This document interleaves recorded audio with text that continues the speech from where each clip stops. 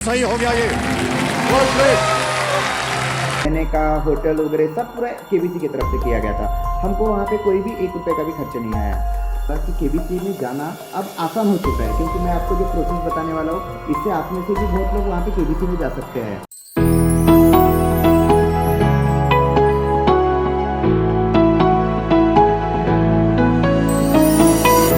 Hello and welcome to the TSS podcast. स्वागत है आपका द सागर शो में। तो आज हमारे साथ बैठे हैं श्री लोकेश चौरायार सर, जो अभी अभी KBC तो कौन बनेगा करोड़पति से लौट के आए हैं।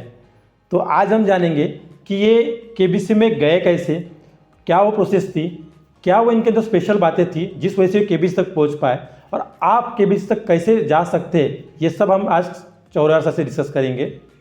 तो सबसे पहले मैं चौरायार सर से बोलूँगा कि अपने एक थोड़ा सा इंट्रोडक्शन देंगे सर सभी को। मेरा नाम लोकेश चौरायार है। मैं सही मिश्रा विद्यालय तिरोड़ा में एक प्राइमरी टीचर के रूप में कार्यरत हूँ और मुझे साइंस मॉडल्स बनाने का शौक़ है। मैं पूरे राज्य में, देश में अपने बच्चों को यहाँ से तिरोड़ा से लेकर जाता हूँ, उनको प्राइजेस भी दिलवाता हूँ। इसके अलावा मुझे डांस का भी शौक़ है और मेरा बचपन से सपना था KBC में जाने का, वो आज यहाँ पे सफल होता हुआ नजर आया। तो सर मेरा और हम सबका एक बहुत ही मैंने इम्पोर्टेंट एक क्यूरियोसिटी वाला क्वेश्चन है कि आप ही कैसे सिलेक्ट हुए। मैं जानना चाहता हूँ कि KBC में आप सिलेक्ट कैसे हुए। मैं वो प्रोसेस नहीं जानना था, प्रोसेस के बारे में हम बाद में डिस्कस करेंगे, बट मैं जानना चाहता हूँ कि ऐसी क्या स्पेशल चीज़ थी जो इतने लाखों लोग ट्राई करते हैं बट आप ही का सिलेक्शन हुआ। तो ऐसी क्या स्पेशल बात है, ऐसी क्या स्पेशल स्टोरी थी आपकी उस बीच में? सबसे पहले तो मैं बताना चाहूँगा KBC में पहुँचना मेरा सपना था, और मेरा ही सपना नहीं, हमारे पूरे तिरोड़ा के लोगों का सपना था, और उनका सपना आज मैं साकार करके वापस वहाँ से आया हूँ। तो मुझे बहुत अच्छा लगता है कि अपने तिरोड़ा जैसे छोटे शहर से भी आगे चल के और ऐसे ही कोई टैलेंट अब बाहर जाना चाहिए, KBC में पहुँचना चाहिए। लेकिन क्या होता था कि हमारे लोगों को यही पता नहीं होता कि KBC में जाया कैसे जाता है। तो सबसे पहले एक प्रोसेस होती है रजिस्ट्रेशन की, वहाँ से शुरुआत होती है। लेकिन मेरा यूनिकनेस यहाँ पे ये था कि मैंने 3D चश्मा बनाया, माइक्रोस्कोप बनाया, और इसमें बच्चों को कोरोना काल से बहुत ही अच्छे अच्छे टेक्निक से टीचिंग किया। तो मुझे नॉलेज लेवल तक के मुझे पता चला कि 5th लेवल जो होता है वहाँ पे सिलेक्शन का, वहाँ पे नॉलेज लेवल तक जाया जाता है। बट उसके बाद जो आपका पर्सनल इंटरव्यू होता है, वो पर्सनल इंटरव्यू में आप लोगों को आपकी स्पेशलिटी पूछी जाती है, और यही स्पेशलिटी से आपका बाद में सिलेक्शन होता है। हाँ, बट सर 3D चश्मा तो और भी लोगों ने बनाया नहीं, आपने ऐसे स्पेशल क्या किया उसमें? हाँ, ये बात तो सही है कि 3D चश्मा हमारे विश्व में हर जगह प्रसिद्ध है, 300 रुपये में आता है, ऑनलाइन अवेलेबल है। लेकिन हम लोगों ने उससे क्या किया कि हमारे गोंदिया ज़िले के जो बच्चे हैं वो 3D देखने के लिए कोई मल्टीप्लेक्स में नहीं जा सकते, तो उनके लिए हमने सिर्फ 3 रुपये में उनको बनाना सिखाया। सिर्फ 3 रुपये? हाँ, सिर्फ 3 रुपये में, और हर बच्चा, हर व्यक्ति इससे बना सकता है। उसके लिए सिर्फ 2 प्रकार के सेलोफेन पेपर्स लगते हैं, एक ब्लू कलर का होता है और एक रेड कलर का होता है। वो दोनों पेपर का यूज़ करके उसको अगर डबल फोल्ड करते तो वो 3D वर्क करता है। अच्छा। लोगों को यही नहीं पता था कि वो लेंस कहाँ से लाए जाते हैं, तो हम लोगों ने उसके लेंस का एक ऑप्शन ढूंढा कि गूगल पे सर्च किया कि इसकी जगह हम क्या यूज़ कर सकते हैं, तो हमें पता चला कि हम सेलोफेन पेपर का यूज़ कर सकते हैं। लेकिन ये हमने फिर एक टेक्निक लगाई कि उसे डबल फोल्ड किया। डबल फोल्ड करने पे क्या हुआ कि वो 3D जैसा वर्क करने लगा, और फिर हमने कुछ लोगों की बातें बताई। फिर उसके बाद न्यूज़ पेपर्स, TV चैनल्स, इन सभी ने उसको कवर किया, और पूरे देश में वो 3D चश्मा हमारा तिरोड़ा से प्रसिद्ध हुआ। यानी ये बोल सकते हैं कि आपको KBC तक पहुँचने के लिए ये एक स्पेशल बात थी। आपका एक 3D चश्मा, एक स्पेशल स्टोरी थी जिस वजह से आपको एक प्लस पॉइंट मिला मुझे। और जो 5th लेवल होता है वहाँ तक कि हमको नॉलेज से पहुँचना पड़ता है। अच्छा। वहाँ तक कि आपका नॉलेज बहुत ज़रूरी होता है, और नॉलेज होने के बाद में जो सिलेक्शन प्रोसेस होती है वो नॉलेज प्लस आपका स्पेशलिटी, इन दोनों पे आधारित होती है। अच्छा, तो आपको फिर ये 3D चश्मा की आइडिया कहाँ से आई थी? 3D चश्मे की आइडिया ऐसी हुई थी कि मैं साइंस एग्जीबिशन में जाता था, तो एक बार एक एग्जीबिशन से मैंने वहाँ से 3D चश्मा लेकर आया। मुझे 3D शो देखना बहुत अच्छा लगा। फिर आने के बाद मैंने सोचा कि ये 3D चश्मा हम बना सकते हैं क्या, क्योंकि ये ऑनलाइन में अवेलेबल है, 300 रुपये का आता है, तो हम लोग बना सकते हैं क्या, हमने सोचे। लेकिन सोचने पे फिर पता चला कि इसके जो लेंस है हम ला नहीं सकते। फिर उस पर हमने ऑप्शन देखा कि इसके लेंस को हम बना सकते हैं क्या, और ऐसा हुआ कि हमने जो हमारे बचपन से खेल खेल में एक नीले कलर की झिल्ली होती है और एक लाल कलर की झिल्ली होती है, उससे हम कोई भी कलरफुल चीज़ बनाते थे, तो वही हमने यूज़ किया वहाँ पे, और उस पर सिर्फ डबल फोल्ड किया, और डबल फोल्ड करने पे वो ओरिजिनल 3D चश्मे से भी अच्छा उसमें दिखाई देता है, ऐसा सभी लोगों का कहना है। तो आप पहले से ही ऐसे एग्जीबिशन, साइंस एग्जीबिशन में आप एक्टिविटी करते रहे लेकिन आपको कभी एक आइडिया नहीं थी कि ये आपको इस लेवल पे ले जाएगा। हाँ, मुझे तो बिल्कुल आज भी यकीन नहीं आ रहा है कि मेरा वो 3D चश्मा जो पूरे देश में प्रसिद्ध हुआ वो आज मुझे केबीसी के मंच पे लाया है। और अमिताभ जी ने भी उसकी बहुत तारीफ की। और इस सदी के जो महानायक है, अगर वो आपकी तारीफ करते हैं तो आपको एक ऑस्कर अवार्ड से भी बड़ी जीत होती है। सर मुझे एक बात बताइए, जैसे मुझे और बहुत लोगों का ऐसा लगता था कि ये एक स्क्रिप्टेड शो है या लोग पहले से फिक्स रहते हैं या आते हैं, तो हमें तो इस वजह से किसी ने ट्राई भी नहीं किया, ना हमने ना किसी ने ट्राई किया कि केबीसी में ऐसे कैसे हम जैसे का तो हो ही नहीं सकता। तो आपने कैसे ट्राई किया और आपको भी लगा होगा कि आपको इससे लगा कि ये रियल है? मुझे भी पहले ऐसा ही लगता था कि ये रियल शो नहीं होता होगा, उनके ही कोई रिश्तेदार वहाँ पे शो में जाते होंगे। बट मैं जब यहाँ पे इस मंच पे पहुँचा तो मुझे पता चला कि वो यहाँ स्क्रिप्टेड नहीं होता और लो लेवल से भी अपन हाई लेवल पे पहुँच सकते हैं। यहाँ पे एक मैं आपको बताना चाहूँगा कि मुझे भी यकीन नहीं था कि मैं आज केबीसी में पहुँच गया था। मेरे भाई को तो और यकीन नहीं था। एक स्टोरी बताऊँगा आपको कि जब वो केबीसी से फ़ोन आया तो केबीसी की टीम आपके घर में शूट करने के लिए आ रही है, तो मेरे भाई ने कहा कि बोले वो ट्रेन से कैसे आ रहे हैं, बोले एरोप्लेन से आना चाहिए बोले।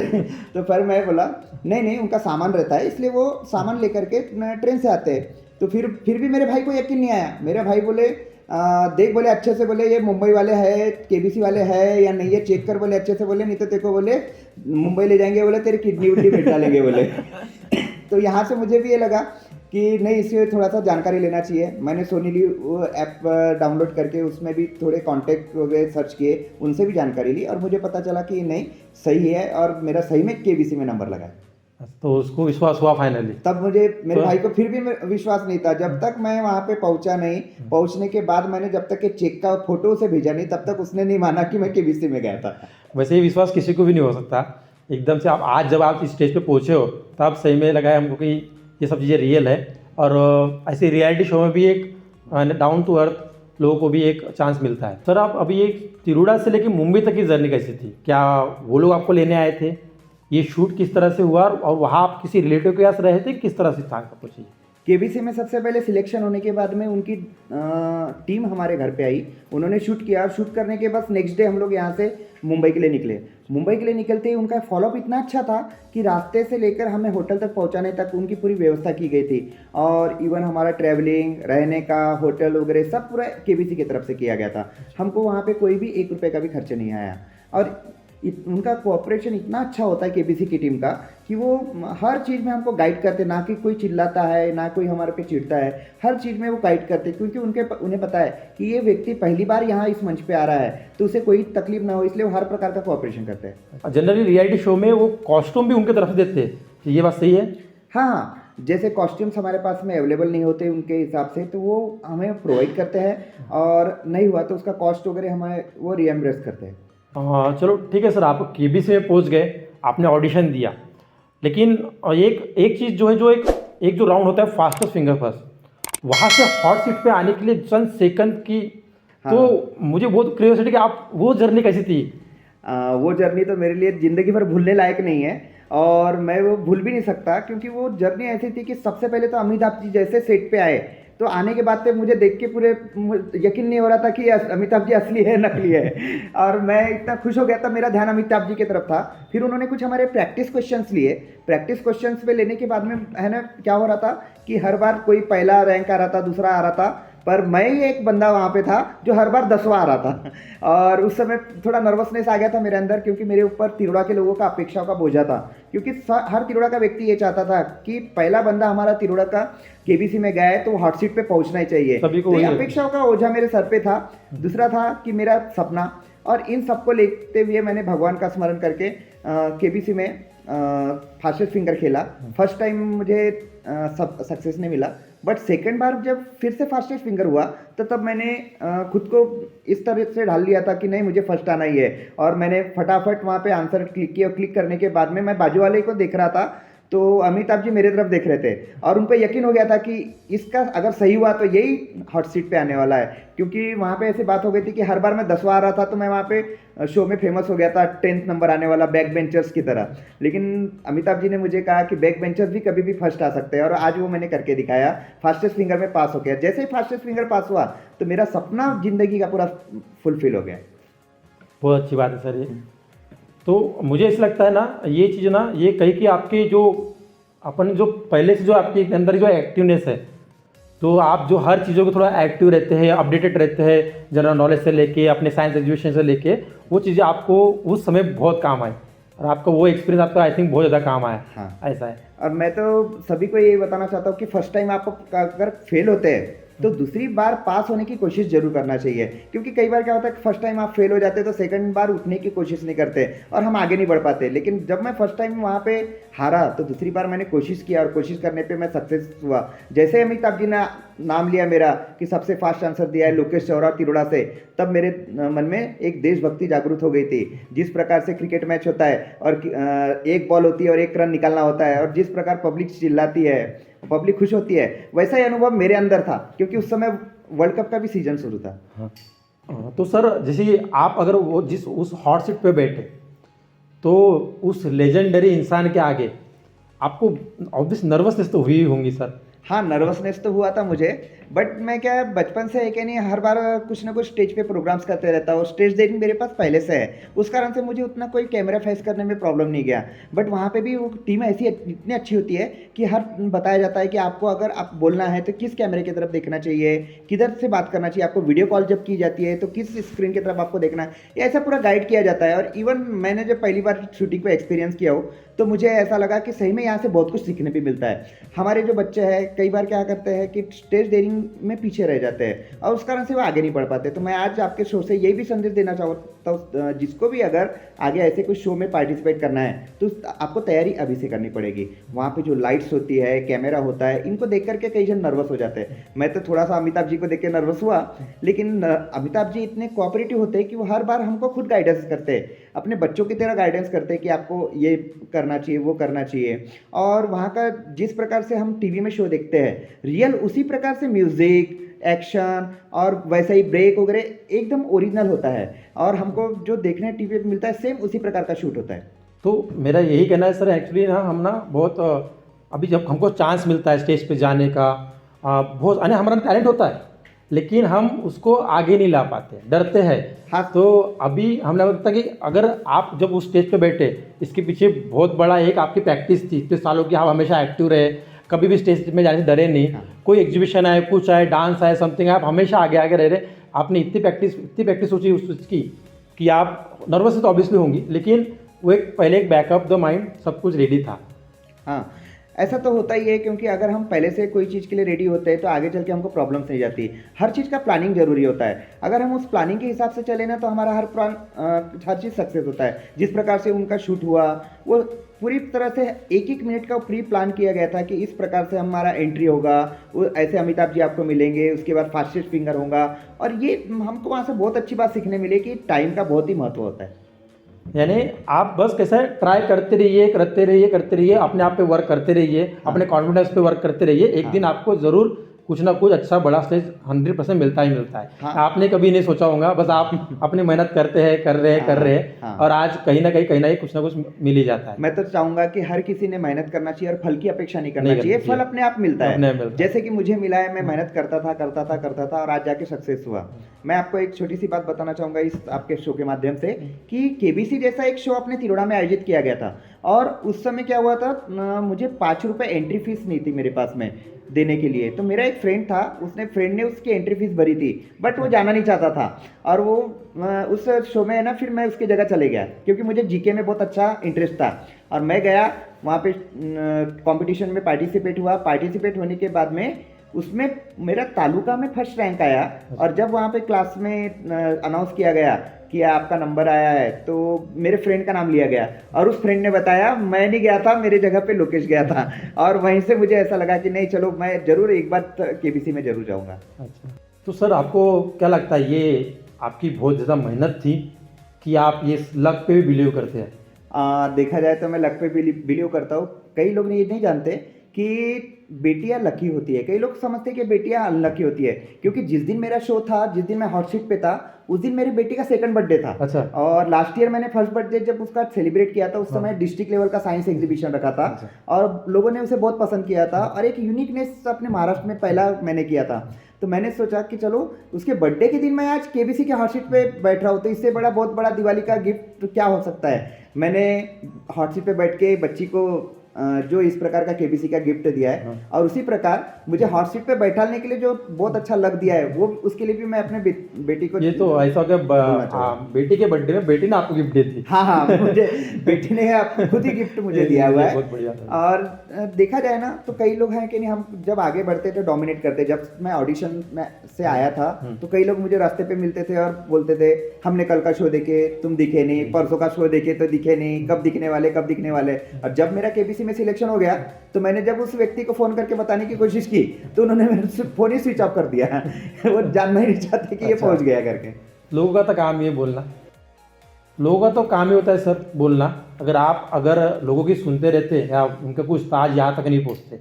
जो लोगों की सुन रहे हैं वो वहीं पे है, और जो नहीं सुन रहे वो आज के इस बड़े स्टेज पे है। हाँ, ये तो बात सही कहा है सागर तुमने, क्योंकि कैसा होता है कि जब मैं इस ऑडिशन से आया था तो कई लोग मुझे ना बार बार है ना इस प्रकार से पूछते थे कब दिखने वाला है, कल मैंने शो में देखा तो नहीं दिखा, इस प्रकार का मुझे बोला करते थे। लेकिन जब से मेरा सिलेक्शन हुआ है तो जो व्यक्ति मुझे बोला करते थे, मैंने उन्हें कॉल करके जरूर बताया कि मैं सही में केबीसी के हॉट सीट पे आने वाला हूँ, आप जरूर देखिए, तो उन्होंने मेरा फोन ही उठाना बंद कर दिया है। तो सर मैं आप सीधा पॉइंट की बात पे आता हूँ कि अब ये जो अमाउंट है क्या ये रियल होता है, और जो ये चेक मिलते हैं ये चेक रियल चेक मिलते हैं, ये अमाउंट आपको अभी तक मिल चुका है? किसी का कहना है कि इसमें ये पूरा अमाउंट नहीं मिलता है, ये सब चीज़ें क्या है, आप थोड़ा क्लियर बताइए। देखिए, यहाँ पे जो लेवल्स होते हैं, पहले 10,000 का एक लेवल होता है, फिर 3,20,000 का एक लेवल होता है, फिर उसके बाद एक लेवल बढ़ते जाते हैं। सबसे पहले अमिताभ जी 10,000 का चेक देते हैं हमें, उसके बाद 3,20,000 का चेक दिया जाता है। मेरे साथ एक ऐसा हुआ कि अमिताभ बच्चन जी ने 2 बैंक के चेक मुझे दिए 3,20,000 पे, तो मैं अमिताभ जी को धन्यवाद देने लगा, तो अमिताभ जी ने कहा कि आपको ये दोनों चेक नहीं मिलने वाले, आपको एक ही चेक मिलेगा। और उन्होंने साइन की, और साइन करने के बाद मुझे एक चेक दिया। और उसके बाद जब हम लोग जीतते हैं तो उसके बाद में जो जीतने वाला अमाउंट है वो कोई प्लस करके नहीं मिलता। आप जो यही मेरा क्वेश्चन था कि अगर देखो पहले 3 लाख दिए, हाँ, बाद में 6 लाख दिए, तो 6+3 होते हैं। हाँ, नहीं, जो लास्ट ऐसा नहीं होता। हाँ, आप 3,20,000 जीत गए तो उसके बाद 6,40,000 जीत जाते हैं, तो आपको 6,40,000 मिलेंगे, ना कि वो 3,20,000 मिलेंगे। कई लोगों को लगता है कि ये पूरा मिक्स करके पूरा टोटल अमाउंट मिलता होगा, तो वैसा नहीं होता। जो आप जिस लेवल पे आप गेम को क्विट कर रहे हैं, उस लेवल पे जो अमाउंट था वो आपको दिया जाता है, वो फिर अलग से दिया जाता है। हाँ, लेकिन जो स्टार्टिंग में जो चेक दे रहे हैं, हाँ, तो एक वो फॉर्मेलिटी होती है। हाँ, एक लेवल पे पहुंचने पे एक फॉर्मेलिटी निभाई जाती है वो चेक देने की, लेकिन उसके बाद तो आपके अकाउंट में डायरेक्टली बैलेंस ट्रांसफर किया जाता है। अच्छा, तो ये पूरा अमाउंट मिलता है? हाँ, पूरा अमाउंट दिया जाता है। और ये आपको फिर अभी मिल चुका है कि नहीं? ये जो अमाउंट होता है आफ्टर टेलीकास्ट सभी को दिया जाता है, और वो सभी के बैंक खातों में ट्रांसफर किया जाता है। अच्छा, सर मुझे और पता चला कि आपके साथ भी और एक सर गए थे, और ये पता चला कि उन्होंने भी कुछ तो भी एक अमाउंट, एक प्राइस जीत के आए थे। ये क्या स्टोरी थी? सागर, मैं बताना चाहूंगा, उस दिन हमारे महाराष्ट्र के लिए बहुत अच्छा दिन था, क्योंकि मेरे पहले जो कंटेस्टेंट आए थे वो भी महाराष्ट्र से थे। अच्छा। उसके बाद में क्या हुआ, मिश्रा सर मेरे साथ कंपेनियन के रूप में आए थे, क्योंकि मेरी बेटी छोटी होने से मेरे वाइफ को उन्होंने अलाउ नहीं किया, तो इसलिए मैं मिश्रा सर को अपने साथ लेके गया था। और मिश्रा सर ने भी कमाल दिखाया कि जो एक देश का सवाल पूछा जाता है, उस देश के सवाल में उन्होंने भी सही आंसर देकर के गिफ्ट वहाँ पे हुंडई की तरफ से जीता। और जीतने पर उन्होंने बताया कि मैं एक कंटेस्टेंट के साथ आया हूँ, लोकेश के साथ में, तो अमिताभ जी की नज़र मेरे तरफ आई, लाइट फोकस मेरे ऊपर हुआ, और वहीं से अमिताभ जी के साथ हमारा पहला इंटरेक्शन हुआ। और जैसे फिर मैं हॉट सीट पे पहुंचा तो उन्होंने, अमिताभ जी ने कहा, अब मैं तो आपके कंपेनियन से पहले ही मिल चुका हूँ बोले, क्योंकि उन्होंने राशि जीत ली है बोले, अब इसके बाद आप जीतने वाले बोले, तो इसके बाद आप तिरोड़ा वाले ही जीतोगे क्या बोले। तो उनने कितनी राशि जीत के आए? उन्होंने एक गिफ्ट वाउचर जीता है जो हुंडई की तरफ से उनको अभी दिया गया है। तो आपको यही अमाउंट मिला कि आपने कुछ बताया था कि आपको उस दिन के ओवरऑल शो का भी कुछ समथिंग मिला है? हाँ, एक्चुअली क्या हुआ था, जब मैं दूसरे दिन वहाँ पे शो में खेला तो शो में खेलने के बाद प्लेयर ऑफ द डे का भी अवार्ड मुझे दिया गया, और मेरे लिए खुशनसीबी थी कि मैं 2 दिन वहाँ पे शो पे दिखा, और दोनों दिन मुझे अमिताभ जी के साथ मिलने का मौका मिला। ये तो मैं भाग्यशाली मानता हूँ कि कई लोग तो एक बार 5 मिनट के लिए अमिताभ जी से मिलने के लिए तरसते हैं, लेकिन मैं उनके साथ में 2 बार मिला। और जिस दिन मैं ऑडिशन के लिए गया था तो अमिताभ जी के बंगले के सामने के जाकर खड़ा हुआ था, और वहाँ पे अपना सेल्फी लिया था मैंने, और उस समय देखा था मैंने 300 से 400 लोग वहाँ पे अमिताभ जी का इंतजार कर रहे थे, क्योंकि संडे के संडे 2 मिनट के लिए दर्शन अपना देते हैं, तो उनके फैंस बहुत वहाँ पे आतुर होकर 2-3 घंटे तक इंतजार करते हैं। लेकिन क्या हुआ, मैंने सोचा कि नहीं, अमिताभ जी से तो मैं डायरेक्ट मिलूंगा और आराम से मिलूंगा, और वही मैंने अपना सपना साकार किया। अमिताभ जी के साथ 2 दिन तक शूट करने का मुझे मौका मिला, और मेरी पूरी जिंदगी भर की तमन्ना यहाँ से पूरी हो गई। तो आपने फिर आप ओवरऑल कितनी धनराशि जीते हैं फिर आप?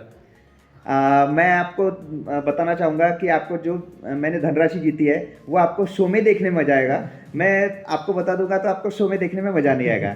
तो सर मुझे अभी ये जानना है कि अगर इन ऑडियंस को, अगर किसी को अब केबीसी में जाना है अगर, या मुझे ही जाना है, तो ये प्रोसेस क्या होती है? एक स्टेप स्टार्टिंग से लेके आप किस तरह से वो मैसेज आते हैं, आपने कहाँ से स्टार्ट किया है, कौन से ऑडिशन दिए और किस तरह से पहुँचा जाता है, या फिर कुछ लाखों लोग ऑलरेडी ट्राई भी कर रहे लेकिन वो नहीं पहुँच पा रहे, तो ऐसी ऐसी क्या चीज़ थी जो आपने की और वहाँ पे ये रुके? आपके इस शो के माध्यम से मैं सभी जनता को ये बताना चाहूँगा कि केबीसी में जाना अब आसान हो चुका है, क्योंकि मैं आपको जो प्रोसेस बताने वाला हूँ इससे आप में से भी बहुत लोग वहाँ पे केबीसी में जा सकते हैं।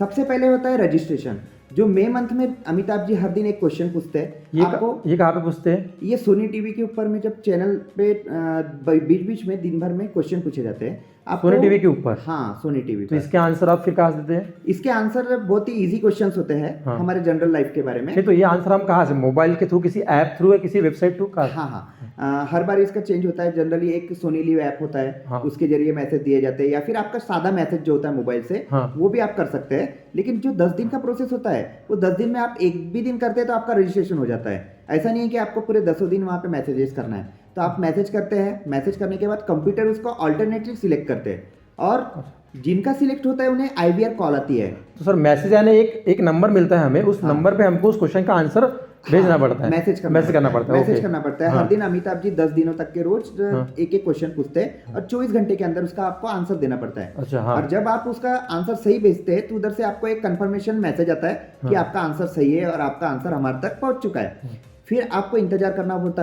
है कि 1-2 हफ्ते का। अब 1-2 हफ्ते के बीच में आपको IVR कॉल आती है। उस IVR कॉल में आपको 3 क्वेश्चन और पूछे जाते हैं। तो एक कॉल पे पूछे जाते हैं? हाँ, वो एक ऑटोमेटेड कॉल होता है और जिसपे आपको 3 क्वेश्चन पूछे जाते हैं। तो उसमें भी ऑप्शंस रहते हैं? हाँ, उसमें भी ऑप्शन होते हैं। बहुत ही इजी क्वेश्चन होते हैं, कोई ऐसे ज्यादा भारी नहीं होते, लेकिन बहुत ही इजी क्वेश्चन होते हैं। उसको आप भी आंसर दे सकते हैं और तुरंत आपको आंसर देना पड़ता है। और आपको ये बताना पड़ता है कि आप शूटिंग के लिए इस जुलाई से लेकर दिसंबर तक के अवेलेबल है या लेकिन नहीं। वो कॉल इसीलिए आता है कि अगर आपका सिलेक्शन हुआ हो तो? हाँ, अदरवाइज वो कॉल नहीं आएगा? नहीं। अच्छा। पूरे देशों से 100 करोड़ जनता वहाँ पे मैसेज करती है। हाँ। उसमें से कुछ % लोगों को कॉल की जाती है। अच्छा। और आपका लक भी होना चाहिए। हाँ, कि आपका वो कॉल कॉल में उनके जो आपके 20-25 हजार लोगों को कॉलिंग करने वाले हैं, तो उसमें आपका नंबर वहाँ पे आना चाहिए। अरे सिंपल है, आपको पहले उस क्वेश्चंस के आंसर देना है। हाँ। उसके बाद अगर उसके बाद फिर आपको उधर से कॉल आएगा। लकीली आपका अगर नंबर लग गया तो आपको कॉल आएगा। उस कॉल पे अगेन 3 क्वेश्चन पूछे जाएंगे। फिर उस 3 क्वेश्चन के ऊपर तो वो क्वेश्चन डायरेक्टली कोई बात करता है कि वो रिकॉर्डेड कॉल रहता है? वो रिकॉर्डेड कॉल होता है, बस आपको ऑप्शन दबाने पड़ते हैं। उसके बाद भी अगेन लकीली आपका एक तो फिर आपको इंटरव्यू के लिए मुंबई बुलाया जाता है। अच्छा, उसके बाद अगर लकीली आपको कॉल आया तो उसके बाद फिर आपके प्रोसेस है। तो आपको वो सब कुछ चीजें पूछी गई, स्टोरी पूछी गई। हाँ, फिर जब मुझे ऑडिशन में बुलाया गया तो वहाँ पे भी एक छोटा सा टेस्ट लिया जाता है। वो टेस्ट में से वो क्या करते हैं कि कुछ लोगों को कम करने की कोशिश करते हैं। एक सिलेक्टेड % वो उतने लोगों का लेते हैं, फिर उनका पर्सनल इंटरव्यू लिया जाता है। ये टेस्ट राइटिंग टेस्ट होती है? हाँ, वो रिटर्न टेस्ट होता है। वो सभी को मिला के जितने लोग एक साथ होता है, पेपर दिए जाते हैं। हाँ, उसमें आपको ब्लॉक्स रहते हैं, उसे गोल करना पड़ता है। और करने के बाद तुरंत कंप्यूटराइज रिजल्ट निकाला जाता है सभी के सामने। और वही रिजल्ट में आपको पता चल जाता है कि आपके कितने करेक्ट है, कितने रॉन्ग है। अगर आपका उनका एक क्राइटेरिया रहता है, उस क्राइटेरिया में इतने मार्क वाले लोगों को रोक देते हैं, उससे कम वालों को वो फिर घर जाने करते हैं। ऊपर से खाना वगैरह की सब फैसिलिटी उनके द्वारा वहाँ पे प्रोवाइड की जाती है ड्यूरिंग। फिर उतने सभी लोगों का इंटरव्यू होता है? हाँ, जितने लोग वो सिलेक्ट करते हैं कुछ % उसमें से उनका इंटरव्यू लिया जाता है। और इंटरव्यू में उनके लाइफ के बारे में पूछा जाता है, और वो कैमरा कैसा फेस करते हैं ये वो देखना चाहते हैं सबसे फर्स्ट। तो कैमरा कैसे फेस कर रहा है, बातें करने का तरीका, अगर अमिताभ जी के सामने ये व्यक्ति बैठ जाता है तो डरता तो नहीं है। इस प्रकार से वहाँ पे उनका एक हल्का सा टेस्ट लिया जाता है। इवन तो आपके पूरा नॉलेज पे ही होता है, लेकिन वहाँ पे ये भी मायने रखता है कि आप कैमरे को कैसे फेस कर रहे हैं। इसलिए मैं चाहता हूँ कि आप में से अगर कोई भी अगर वहाँ तक पहुँचता है तो बिल्कुल डरने का नहीं। आप नेचुरल जैसे बात करते हो वैसे ही बात करो। हाँ जी वगैरह करने की कोई ज़रूरत नहीं है। आप जिस तरीके से नेचुरल बातें करते हैं, मैंने खुद अपनी तिरुड़ा की भाषा में बात किया और आज मैं KBC के सेट पे पहुँच चुका हूँ, तो इसलिए आप भी वहाँ पे पहुँच सकते हैं। तो डरने की बात नहीं। अगर आपको इंग्लिश नहीं भी आती होंगी या आप किसी लैंग्वेज में बोलते होंगे, आप छोटे से गांव से भी होंगे, फिर भी आप आते जा सकते हैं। आप जिस गांव से भी बिलोंग करते हैं, अपने गांव का जरूर नाम ले वहाँ पे। मैंने भी वहाँ पे अपने गांव का नाम लिया। अमिताभ बच्चन ने भी बहुत बार अपने तिरोड़ा शहर को नमस्ते कहा है और तिरोड़ा शहर का नाम लिया है। ये हमारे लिए बहुत गर्व की बात होती है कि हमारे गांव का नाम उतने बड़े सदी के महाअभिनेता लेते हैं। और प्लस आई थिंक सर आपके पास एक वो स्टोरी थी, आपके पास नॉलेज तो था लेकिन प्लस एक स्टोरी थी कि आप एक छोटे से गांव के एक छोटे से टीचर जिसने एक 3 रुपए में इतना एक 3D चश्मा बनाया। हाँ। तो एक स्टोरी थी और मुझे लगता है ये स्टोरी ऐसे ही नहीं बनी ना। तो अगर मैं चाहता हूँ कि अगर किसी को जाना हो तो उनके पास भी एक स्टोरी होना, एक कुछ तो मेहनत होना, उनका एक समझ लो एक अपनी कुछ एक तो भी स्टोरी होना, उनकी एक स्ट्रगल होना कुछ तो भी। तो अगर आपने 3D चश्मा भी बनाया था तो ये कुछ केबीसी में जाने के लिए तो नहीं बनाया था, आपने ट्राई करते गए, आपने हमेशा अपने लाइफ में स्ट्रगल करते गए। एग्जीबिशन में सब बाकी भी टीचर्स लोग अपने अपने प्रोजेक्ट करते हैं लेकिन आप हमेशा कुछ यूनिक लाते गए, यूनिक करते गए, आपने वो एनर्जी थी, वो हर चीज़ें करते गए। तो वैसे आई थिंक सभी ने अपने फील्ड में कुछ तो भी नयापन यूनिकनेस करते जाने को ना, तो कभी ना कभी फिर उनको जरूर उनकी एक स्टोरी बनेगी और तब उनको अपना कुछ चांस जरूर मिलता है। केबीसी में आपके पास नॉलेज भी भरपूर होना चाहिए क्योंकि जो जीके पूछा जाता है, करंट अफेयर्स पूछा जाता है, इसका स्टडी आप लोगों ने पहले से ही करना चाहिए। अगर आपको उस शो में जाना है तो आपको ये नॉलेज होना जरूरी है। और ज़्यादातर सवाल तो करंट अफेयर से आते हैं। हमारे जो बेसिक नॉलेज है उसमें से तो आते ही है, फिल्मों से कुछ आते हैं, करंट अफेयर से आते हैं। तो इसको है ना हम लोगों ने अलग अलग माध्यम से नेट के जरिए पढ़ते रहना चाहिए क्योंकि वहाँ पे जाने के बाद में आपका नॉलेज ही काम आता है। उसके बाद में आपका इंटरव्यू होता है तो आपको तो पहुँचना तो नॉलेज पे ही है, उसके बाद में आपका इंटरव्यू होने वाला है। और ऐसा जरूरी नहीं कि आपकी बहुत बड़ी स्टोरी वगैरह होना चाहिए, ऐसा कुछ नहीं है, लेकिन आपका नॉलेज भी उतना होना चाहिए और आपने कुछ आपके अंदर कुछ यूनिकनेस होना चाहिए। वही यूनिकनेस तभी आती है जब आप अपने आप पे वर्क करते हैं। मेरा कहना है कोई लोग उनके अंदर हिडन टैलेंट होता है लेकिन वो बस कभी उसको ट्राई नहीं करते, एक तो डरे भी रहते हैं या आजकल के बच्चे भी कि ट्राई ही नहीं करते। अब कई लोग क्या सोचते थे कि जो एकदम गरीब होता है वही केबीसी में जाता है, रोना धोना करना पड़ता है वही जाता है। लेकिन आप जब मेरा शो देखेंगे तो आपको पता चलेगा मेरे शो में ऐसा कुछ भी नहीं है, फिर भी मैं वहाँ पे सिलेक्ट हुआ, मेरे जैसे ऐसे कई लोग सिलेक्ट हुए। तो ये चीज़ जो मानते हैं हम लोग कि स्क्रिप्टेड वगैरह होता है, ऐसा कुछ नहीं है। तो सर मैं ये जानना चाहूँगा कि आपकी केबीसी में जाने के पहले की लाइफ कैसी थी और अब केबीसी में जाने के बाद लाइफ में क्या चेंजेस आए आपके? केबीसी के पहले की जो लाइफ थी मुझे ज़्यादा लोग जानते नहीं थे, बट जब से मैं केबीसी में आया हूँ तो मुझे हर जगह लोग जानने लगे हैं। कहीं पे भी जाता हूँ तो अपने साथ फ़ोटो लेते हैं और बोलते हैं कि हम अपने परिवार के लोगों को बताएंगे, दूसरों को बताएंगे कि ये सर थे और ये केबीसी में गए थे। लोगों के अंदर मोटिवेशन आ चुका है कि प्राउड फील कर रहे हैं कि हमारे तिरोड़ा का एक लड़का इतने बड़े मंच पे जा रहा है। तो सभी लोग मेरे साथ आ चुके हैं, सभी सम्मान देते हैं मुझे। बहुत उनका आभार मानना चाहता हूँ कि मुझे जो सम्मान देते हैं वो बहुत बड़े लेवल का सम्मान मुझे यहाँ पे दिया जा रहा है। और सभी लोग मिलते हैं, जो नहीं भी जानते थे वो भी आजकल जानने लगे हैं। पहले मेरी जो पहचान 3D चश्मे वाले सर के रूप में पूरे महाराष्ट्र में होती थी। पहले भी इतनी कुछ इंपॉर्टेंस मिलती थी सर? हाँ, पहले मिलती थी लेकिन केबीसी की वजह से मेरा इंपॉर्टेंस और ऊंचे लेवल तक पहुँच चुका है। और मेरे कॉन्फिडेंस बढ़ने के कारण क्या हो गया कि मैं आने वाले जो अपनी पीढ़ी है या फिर सैनिक मिश्रा विद्यालय के बच्चे हैं, तिरोड़ा की कोई व्यक्ति है जो इस लेवल पे जाना चाहते हैं, उन्हें मैं गाइडेंस करना चाहूँगा और उन्हें भी मैं चाहता हूँ कि उस लेवल तक लेके जाओ क्योंकि मैं खुद वहाँ पे उस लेवल तक पहुँच चुका हूँ। तो उनको वहाँ तक ले जाना मेरे लिए कोई मुश्किल बात नहीं है। हम अभी पूरी कोशिश करेंगे, अगर आप वहाँ तक हो सकते हो तो ऑब्वियसली और भी लोग और कहाँ तक और भी अच्छे से रियलिटी शो में बड़े बड़े जगह जा सकते हैं। इसके लिए हम जरूर आप प्रयत्न करेंगे उसके लिए। मैं तो यही चाहूँगा कि अगले शो में अपना तिरोड़ा से और कोई व्यक्ति वहाँ पे पहुँचे और मुझसे भी ज़्यादा धनराशि वहाँ से जीत के आए और बच्चों को मोटिवेशन मिले, उनके पालकों को मोटिवेशन मिले और हमारे गोंदिया जिले का भी नाम पूरे देश में हो। क्योंकि मैंने जब वहाँ पे पहुँचा था, अमिताभ बच्चन जी का स्वागत धान की बालियों से देकर किया था। उसका एक यूनिकनेस ये था कि अमिताभ जी ने कहा सभी फूलों का बंच लेके आते हैं, बुके लेके आते हैं, उससे स्वागत करते हैं, पर आपने धान की बालियों से स्वागत क्यों किया? तो मैंने कहा कि सर हमारा गोंदिया जिला किसानों से भरा हुआ है और हमारे किसान लोग आपको ऐसी कोई चीज़ दे नहीं सकते कि जो आपके लिए बहुत बड़ा गिफ्ट हो, पर हमारे किसानों की तरफ से बोला एक श्रद्धा के रूप में आपके लिए मैंने धान की बालियाँ लाई है। और जब मैंने उनको दिया तो उन्होंने उसके साथ फ़ोटो निकाला। मुझे भी बहुत गर्व फील हुआ कि मेरे गोंदिया जिलों की ओर से, किसानों की ओर से उन्होंने एक स्वागत को स्वीकार किया। तो सर अब आप अभी अपने तिरोड़ा वासियों के लिए या इस हमारी पूरी ऑडियंस के लिए क्या संदेश देना चाहेंगे? मैं संदेश तो आपको एक कविता के माध्यम से देना चाहूँगा कि जो कविता मैंने अमिताभ जी को भेंट की है केबीसी के ऊपर लिखी हुई, और वही कविता की 4 लाइनें आपको मैं सुनाना चाहूँगा। मम्मी भैया दीदी जी, गुड्डी गुड़िया मौसी जी, जो ना जाने एबीसी, खेलना चाहे केबीसी, अरे अकल बड़ी या शक्ल बड़ी, लेट्स प्ले करोड़पति। बहुत बढ़िया, आपका बहुत बहुत धन्यवाद। आप हमारे मेरे इस पॉडकास्ट में आए और हमारे इन लोगों को आपने इतना अच्छा मैसेज दिया। अब ये हमारे लिए बहुत बड़ी गर्व की बात है कि नेशनल टेलीविज़न में पहली बार तिरोड़ा से इतना बड़ा या कोई ऐसा कोई गया है और हमारे तिरोड़ा का इतना बड़ा नाम रोशन किया है। आई थिंक इसके बाद भी और कोई जाएंगे और हमारी एक हिम्मत बढ़ेगी कि हम भी वहाँ जा सकते हैं। ये हमेशा लेकिन आपके इस हमारे तिरोड़ा की हिस्ट्री में ज़रूर लिखा जाएगा। तो आपका बहुत बहुत धन्यवाद। मेरी तरफ से एक छोटी सी भेंट है आपके लिए, ये आप स्वीकार कीजिए।